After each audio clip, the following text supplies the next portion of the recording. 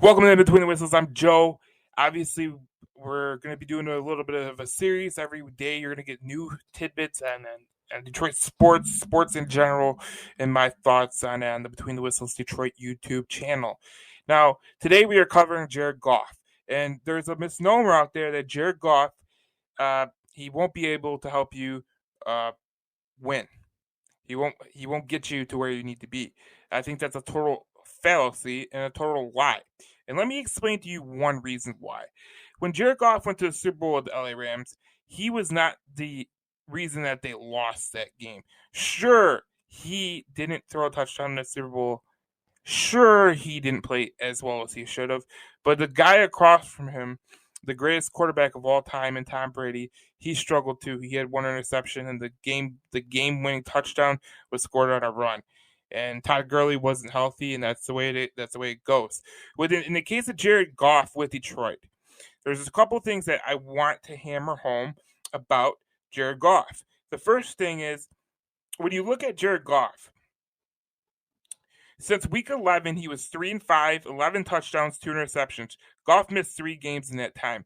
He potentially could have had around 15, 16 touchdowns and probably 3 or 4 picks the way that he was trending.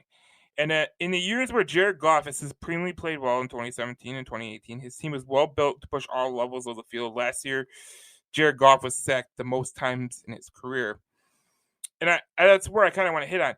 When last year when you were seeing the Lions, you said that they had a good offensive line. You said that maybe Jared Goff could make some throws with the offensive line he had, but he was sacked a lot last year. And when you put him in the perspective of how much he was sacked, it's pretty astounding.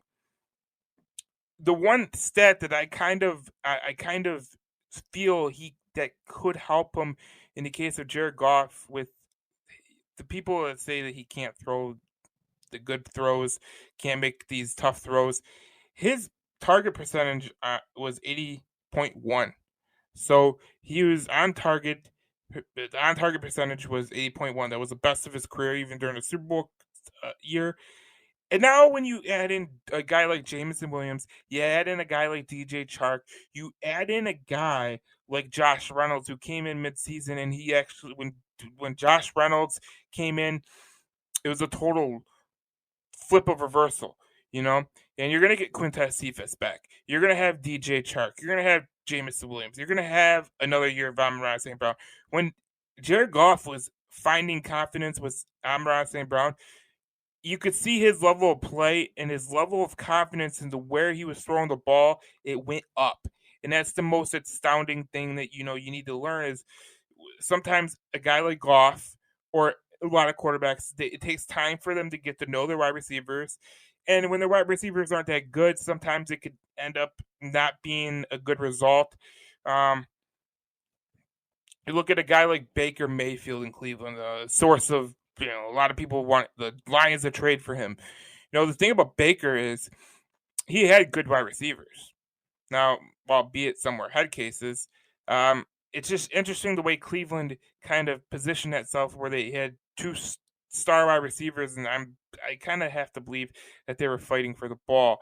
But in the case of Jared Goff, the one thing that really helps him out is that this team Brad Holmes has built is when you look at the Lions and you look at the way they have drafted, Jameson Williams, the signing of DJ Chark in the offseason, you can kind of tell that what they were trying to do is they're trying to get to all levels of the field and kind of convey it to where that's the case. I don't think Jameson Williams is going to come off the bench, when he comes off the bench and he starts playing after he comes back from his ACL injury. I don't think he's going to come off straight ahead. But I think what you're going to start to see is when Jameson Williams does start to get some confidence in his steps and he starts to get in game shape and all that stuff, I think you're going to start to see a little bit downfield action. And last year, what the Lions did, I felt like they didn't do enough was, and this is a big situation, is can DeAndre Swift stay healthy? Stay healthy.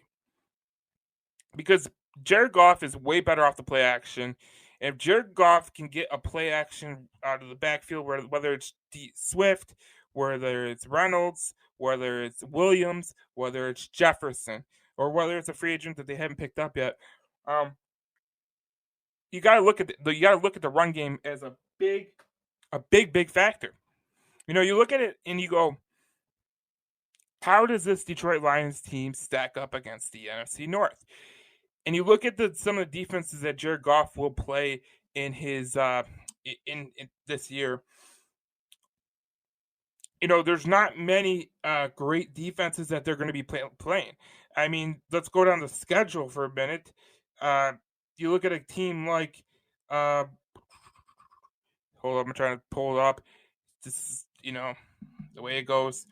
But you look at a team like the Eagles, right? They have a defense. They have a secondary that's actually pretty good.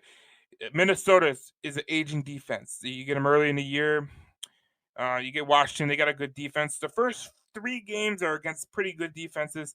Then you play Seattle. And you go play New England, who always has a tough defense. You play Dallas, that has a tough defense. But the back half of the schedule is Chicago, New York. They got Buffalo. Jacksonville, Minnesota again at home. The Jets, Carolina, Chicago, and then Green Bay again. I think the back end of the schedule could be really beneficial for the Detroit Lions. But if they can get off to a good start, Jared Goff can get off to a good start with the way that he's playing, I think that could be beneficial to what they're trying to accomplish in the season.